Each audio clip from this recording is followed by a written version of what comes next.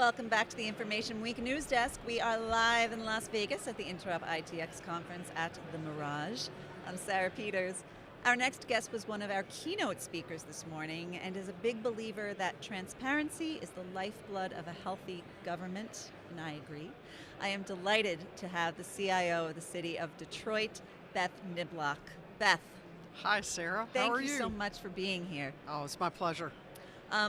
So let's talk about transparency in government, because it is not an easy thing to accomplish, both on just a theoretical stance, but also on a technological stance. So when you began your work as a CIO in Detroit, how far along were they in that process?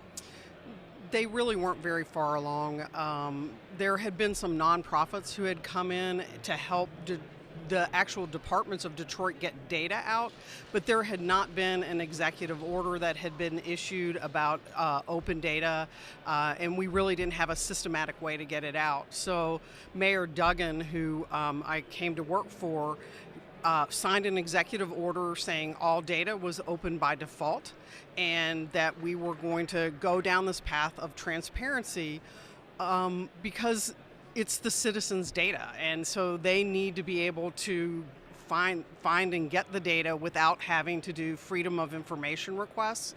And we needed to start building trust back with our citizens. And so I felt a strong way to do that was to put the data out there so we were all working on from the same set of facts. It wasn't something that the government held and people couldn't get hold of. So we worked on doing that.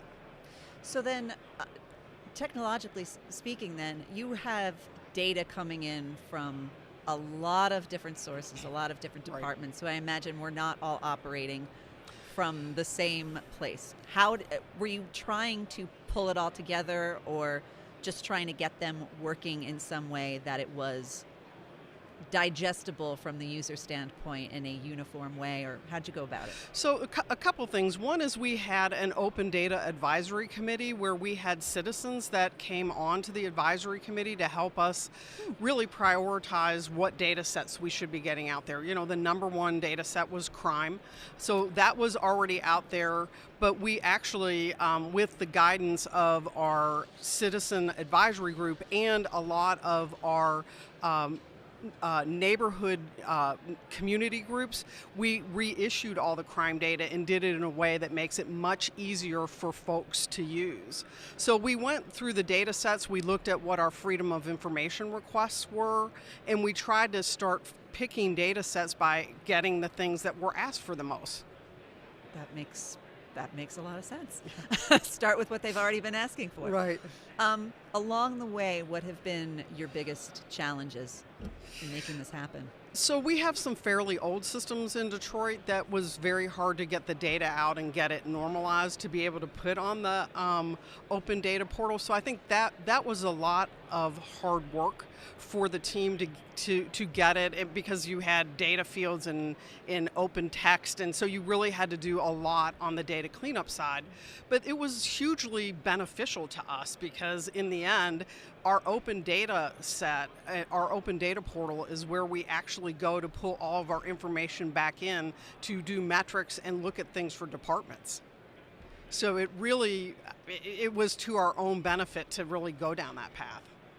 Got multiple uses for the people and for yourselves. Absolutely. I imagine it's not just that you have more data about the city now. There's more machine data that comes in now, with all of the millions of IoT devices out there. And I'm not really sure where Detroit is as far as the smart city place, but it might be going in that direction. So where are you? Are you planning for that? Yes, so we're reviewing requests for proposals right now on helping us put our smart city strategy together. We have a lot of assets that we have, and we are trying to figure out the best way to use those assets. But central to this is really digital inclusion. It is privacy of the citizens so that our Detroiters know what we're doing with their data.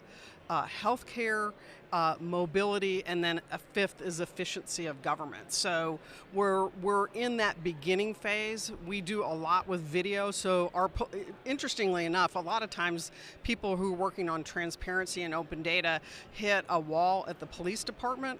Our police Chief Craig, was absolutely on it. We're part of the White House Police Data Initiative, and they've put everything online. And so that was one of the things. We had been under a federal consent decree, and one of the things that we committed to as we were coming out from the federal consent decree is that we were going to make this data still be available, and we were going to make that crime data easier for people to use.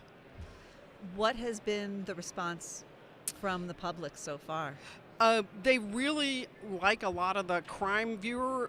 We had a instance where we actually were publishing fire data, and one of our companies who does a lot in civic tech came back and said, we don't think your data's right. You know, we appreciate you putting it out there, but we think there's some problems. And so that actually led us to a process with our civic tech partner of making sure our data was correct, and they were right. It wasn't right. And so they really helped that ecosystem, but it was one that we were able to do through mutual trust. Well, Beth, I think it's really exciting work there. I know that this is not an easy challenge for the other municipalities that have started it. So thank you so much for stopping by after a keynote session of all things. Well, it's my pleasure. Thanks so much for having me.